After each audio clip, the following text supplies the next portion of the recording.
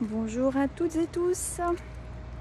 Bonjour à toi qui me regarde. Inspiration du jour, parce que j'ai un ami qui accompagne les accompagnants, lui aussi, qui m'a proposé d'intervenir sur sa communauté pour me présenter.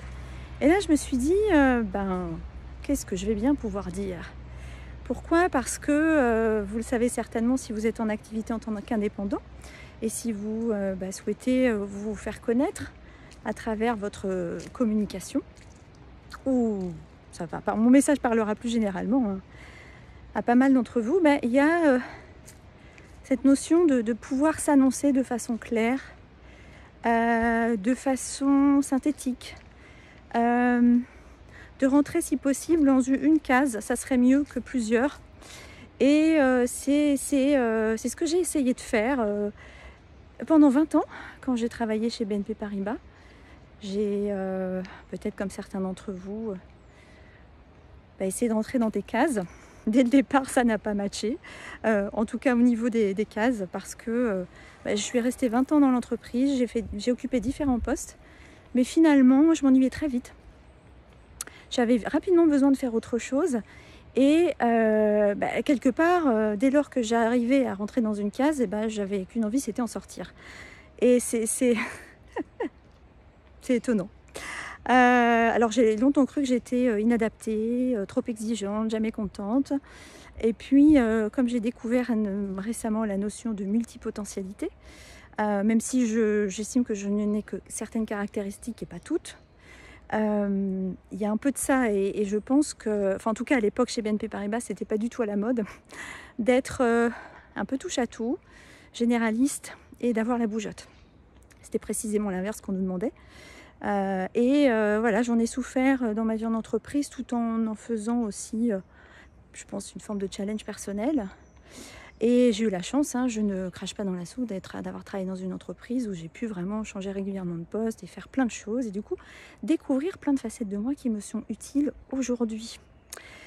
Et au moment où finalement je décide de me lancer, donc c'est en 2018, dans les métiers de la thérapie, je m'essaye à plusieurs disciplines en essayant à chaque fois d'essayer de rentrer dans une case.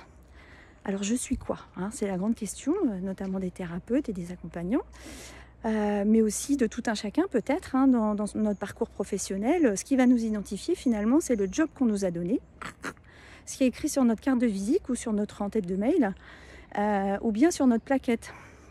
Or, je le vois bien à titre personnel, mais aussi en tant qu'accompagnante de thérapeutes et d'accompagnants essentiellement, ça n'est plus adapté à ce qu'on vit aujourd'hui. Aujourd'hui, d'ailleurs, la preuve en est avec le contexte, on nous demande plutôt d'être hyper adaptable. Et rentrer dans une seule case, ça ne va pas forcément être favorable à notre épanouissement et à notre développement, et surtout à notre adaptation.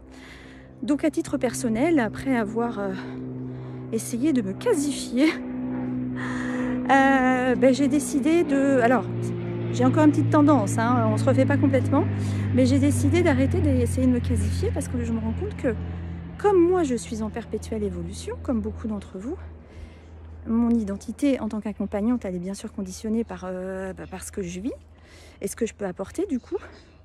Et ça évolue en permanence. Donc finalement, ce que je fais évolue en permanence et je ne peux pas l'annoncer de façon définitive. Ce qui fait que moi, c'est pour ça que je parle beaucoup quand j'échange sur la notion de site web, pour les indépendants, créer un site web qui soit vivant, parce que moi-même, à titre personnel, mon site web, je le fais évoluer en permanence. Et comme j'ai vraiment le goût des mots, chaque mot pour moi a son importance. Donc régulièrement, je vais retravailler cette matière qui est mon site web pour la mettre à jour et l'aligner avec moi, où j'en suis. On revient fondamentalement quand même sur des choses similaires, Enfin, je veux dire, le cœur reste l'essentiel. Il s'affine avec le temps, mais c'est comme ça que vous verrez, si vous allez sur mon site web, que je me définis, en tout cas aujourd'hui, ça changera peut-être dans 3 mois, comme coach en épanouissement personnel et professionnel, parce que je touche les 2 sphères, et j'annonce que je suis spécialisée dans les métiers de l'accompagnement et la reconnexion à soi. Parce que c'est le cas. Voilà, tout simplement. Donc je ne vais pas le cacher, et je ne vais pas essayer de réduire ce que je suis pour rentrer dans la case de ce que je suis censée faire, ou ce que je suis censée être. Et c'est ça que je voulais partager juste avec vous, c'est voilà, arriver à assumer finalement toutes ces parts de nous, toutes ces parts de vous, de toi, et à ne pas se restreindre dans un métier, une appellation. L'écueil qu'on voit d'ailleurs aujourd'hui, hein, on en voit les limites aujourd'hui pour beaucoup d'accompagnants, de thérapeutes, qui ont du mal à se retrouver dans un seul intitulé. On est rarement uniquement kinésiologue, on est rarement uniquement sophrologue, on est rarement coach en une seule chose. Et c'est ce qui fait notre richesse. Et je veux dire, c'est d'autant plus normal qu'on a des parcours extrêmement diversifiés, extrêmement riches. On vit plusieurs vies en une maintenant. On ne peut pas se réduire à, en tout cas à mon avis, une chose. Et ça, je trouve ça passionnant. Et d'ailleurs, moi j'ai beaucoup de plaisir à accompagner les personnes qui sont dans voilà, cette difficulté à s'identifier, à clarifier qui elles sont en tant qu'accompagnantes, parce que c'est essentiellement des femmes, alors qu'elles ont plein de cordes à leur arc. C'est passionnant parce que ça vient toucher plein de choses de leur identité profonde. Et ça vient aussi les amener à s'accepter comme elles sont, avec justement toutes ces spécificités qui sont des richesses.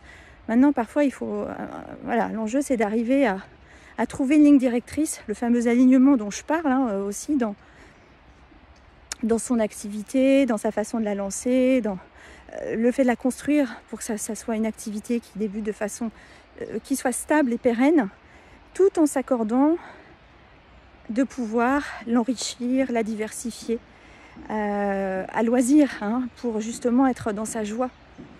Voilà, c'était mon petit partage du jour. Je serais ravie de lire vos commentaires, voir si ça vous parle ou pas, hein. Vous êtes peut-être en train de vous dire, elle est complètement barrée la fille. Ou alors ça vous parle un peu, ou ça vous parle beaucoup. Je serais ravie de vous lire. Je vous souhaite une très belle journée et une belle semaine.